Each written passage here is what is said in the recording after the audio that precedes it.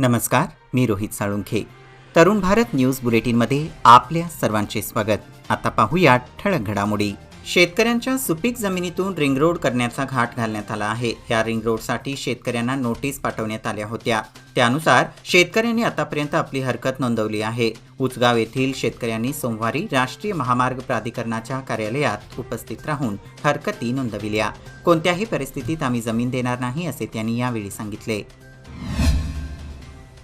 आंदोलने, मोर्चे हे रोजचेच ठरले आहेत. विविध संघटना कित्तूर राणी चन्नम्मा चौक येथे उपस्थित राहून त्या ठिकाणी रास्ता रोको करत असतात. याचबरोबर निषेधार्थ पुतळे देखील जाळत असतात. मात्र यामुळे वाहतुकीला मोठा अडथळा निर्माण होत आहे. तेव्हा या ठिकाणी कोणत्याही प्रकारचे आंदोलन करण्यास मुभा देऊ नये, अशा मागणीचे निवेदन giants group of Belgaum main यांनी जिल्हाधिकाऱ्यांना दिले आहे. घरोघर जाऊन कचरा उचल करण्याची मोहीम महापालिकेकडून राबवण्यात येते. कचऱ्याची उचल करण्यासाठी महापालिकेने प्रारंभी 40 वाहने खरेदी केली होती. 58 वार्डमध्ये ही वाहने पाठवण्यासाठी आणखी 60 वाहने मनपाने खरेदी केली आहे. मात्र वाहन चालक नसल्याने सदर वाहने गेल्या कित्येक महिन्यांपासून महापालिकेच्या गॅरेजमध्ये वापराविना थांबून आहेत. या वाहनांचा वापर कधी होणार, असा मुद्दा उपस्थित करण्यात येत आहे.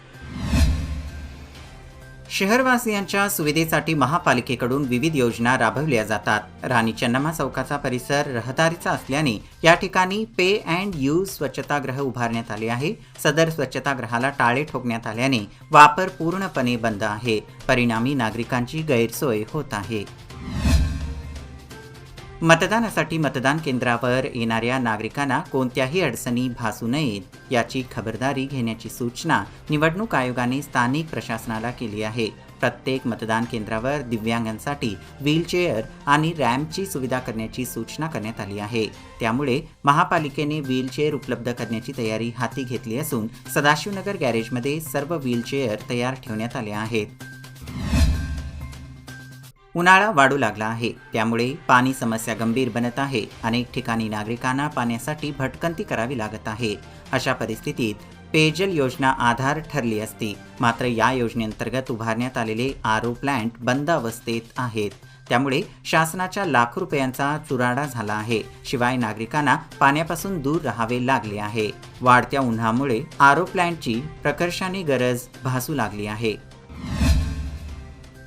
विविध मागण्यांसाठी देशभरातील माजी सैनिकांनी दिल्ली येथील जंतर-मंतर मैदानावर आंदोलन छेडले आहे. त्या आंदोलनाला पाठिंबा म्हणून जिल्ह्यातील माजी सैनिक संघटनांनी जिल्हाधिकारी कार्यालयावर मोर्चा काढून निवेदन दिले आहे.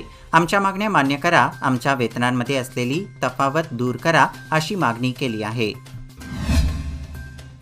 रेल्वे स्टेशन समोरील कारवार बसस्थानकात खासगी वाहन चालकांची मनमानी सुरू आहे. केव्हा रिक्षावाले तर केव्हा टमटम चालक थेट बसस्थानकाच्या फलाटावर वाहने लावत आहेत. त्यामुळे नाईलाजाने बस चालकांना बाजूलाच बस उभे करून प्रवाशांना घेऊन जाण्याची वेळ येते. त्यामुळे हे प्रकार वेळीच थांबविणे आवश्यक आहे. राणी चन्नम्मा विद्यापीठाने महाविद्यालयीन प्राध्यापकांना 5 एप्रिलपर्यंत सुट्टी देत 6 पासून कॉलेजवर रुजू होण्याचे आदेश दिले होते.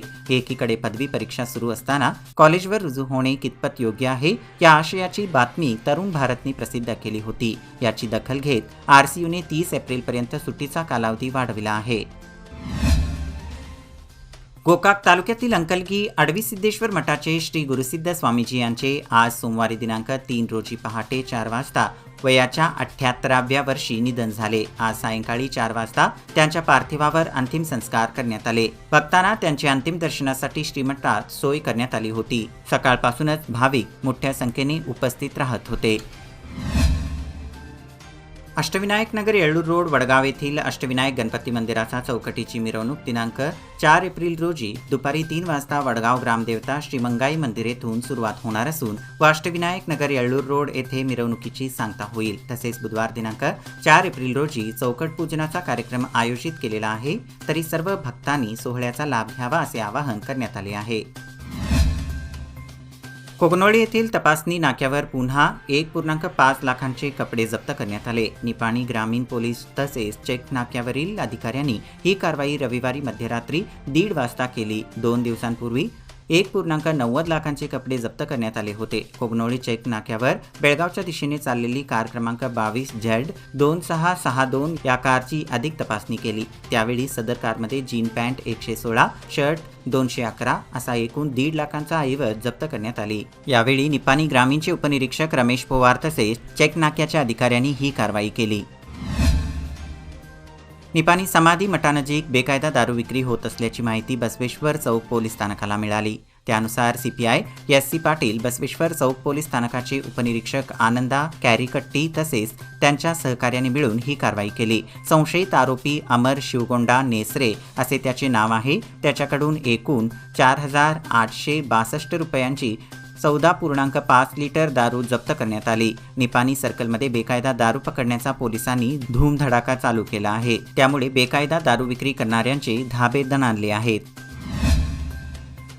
एकेकाळी महाराष्ट्र एकीकरण समितीचा बालेकिल्ला म्हणून निपाणी विधानसभा मतदारसंघ ओळखत होता. मात्र राष्ट्रीय पक्षांचे वर्चस्व वाढत गेल्याने समितीचे अस्तित्व मर्यादित झाले. मात्र आता समितीशी एकनिष्ठ असलेल्या जुन्या आणि नव्या कार्यकर्त्यांची मोठ बांधत विधानसभा निवडणूक लढवण्याचा निर्धार पदाधिकारी व कार्यकर्त्यांच्या बैठकीत करण्यात आला.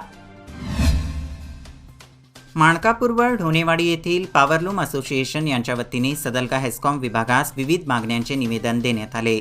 निवेदनात हेस्कॉम विभागाच्या वतीने वृत्तपत्र व प्रसारमाध्यमातून वीज दरवाढीच्या बातम्या येत आहेत. पण आम्ही आमच्या संघटनांच्या वतीने विनंती करतो की आर्थिक मंदीमुळे यंत्रमाग व्यवसायाला उतरती कळा लागली आहे. हा व्यवसाय बंद पडण्याच्या मार्गावर आहे. त्यामुळे वीज दरवाढ न करता सध्या असणारी वीज दरवाढ कमी करावी व इतर दर आकारणी बंद करावी यासह अनेक मागण्या करण्यात आल्या.